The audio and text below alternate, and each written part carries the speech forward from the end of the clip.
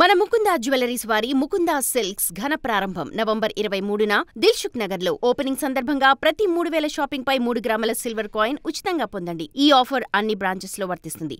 Offer 23 నుండి 30 వరకు మాత్రమే. త్వరపడండి. ప్రతి అలియాస్ దేవ్జీ తమ్ముడు కూతుర్ని నిన్న నుండి వార్తల్లో ఏమొస్తుంది అంటే ఎన్కౌంటర్ జరుగుతున్నాయని వస్తుంది. కాకపోతే ఇవాళ న్యూస్లో అందులో దేవ్జీ కూడా ఉన్నారు అని చెప్తున్నారు. అది ఎంతవరకు నిజం అబద్ధం అనేది ఒక క్లారిటీ మాత్రం కుటుంబ సభ్యులకు లేదు. ఒకవేళ ఆయన పోలీస్ ఆధీనంలో ఉంటే కనుక కోర్టులో హాజరుపరచాలని కోరుకుంటున్నాము. ఇన్ కేసు తప్పించుకొని ఎక్కడైనా షెల్టర్ తీసుకొని ఉంటే మాకు ఏ విధంగా అయినా చిన్న ఇంటిమేషన్ ఇచ్చినా మేము వచ్చి జాగ్రత్తగా తీసుకొచ్చుకుంటాం పెద్దనాన్న. ఎన్నో ఏళ్ళుగా ఎదురు చూస్తున్నాం, మీరు వచ్చేయాలని మనస్ఫూర్తిగా ఎదురు చూస్తూ మీ కుటుంబం మాత్రం ఉంది మీకోసం అని మర్చిపోవద్దు.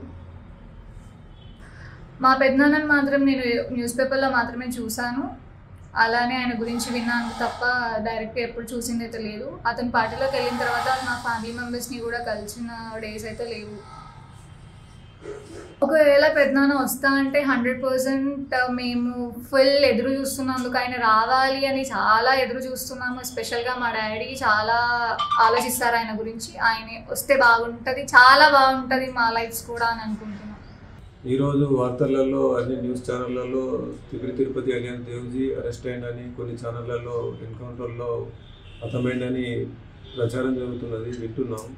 ఈ వార్తల వల్ల మేము చాలా కలత చెందుతున్నాము, బాగా ఆందోళనకు గురవుతున్నాము. ఇది ఎంతవరకు వాస్తవం కూడా మాకు తెలియదు.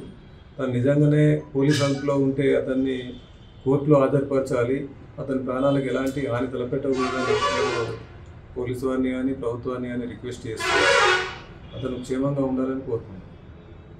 ఇప్పటి వరకు అయితే పోలీసు వారి నుండి కానీ ఇంకా ఇతరుల నుంచి కానీ ఎలాంటి సమాచారం అయితే లేదు. ఎన్కౌంటర్ అయినట్టుగా కానీ అరెస్ట్ అయినట్టుగా కానీ అయితే సమాచారం అయితే లేదు. న్యూస్ ఛానల్లో కానీ యూట్యూబ్ ఛానల్లో కానీ అతని గురించి ఈ ప్రచారం జరుగుతున్నది కాబట్టి అంతే తప్ప కానీ నాకు అఫీషియల్గా మాత్రం ఎలాంటి సమాచారం లేదు, తెలియదు. ఎక్కడైనా ఉన్నాడు అని తెలిస్తే మీరేమైనా తీసుకెళ్ళి ప్రయత్నం చేసే ప్రయత్నం ఉందేముందా? అతను కనుక సేఫ్ జోన్లో ఉంటే మాకు ఏమాత్రం సమాచారం ఉన్నా మేము అతన్ని జాగ్రత్తగా తెచ్చుకోవడానికి మేము సిద్ధంగా ఉన్నాము. అతను క్షేమంగా ఉండాలని కోరుకుంటున్నాము. అతను సుమారు 42 సంవత్సరాల క్రితం యూజ్ అయ్యిండు అంటే అప్పటి నుంచి ఇప్పటి వరకు మా కుటుంబాన్ని ఎప్పుడు కూడా కలవలేదు. తను బాగుండాలని కోరుకుంటున్నాం. సరెండర్ అవుతే బాగుంటుంది. పోలీసులు కానీ ప్రభుత్వం కానీ జనజీవన స్రవంతిలో కలవాలి అని అంటున్నారు కాబట్టి అతను నిజంగానే కనుక పోలీసుల అదుపులో ఉంటే అతన్ని సరెండర్ చూపించాలని మేము కోరుకుంటున్నాం.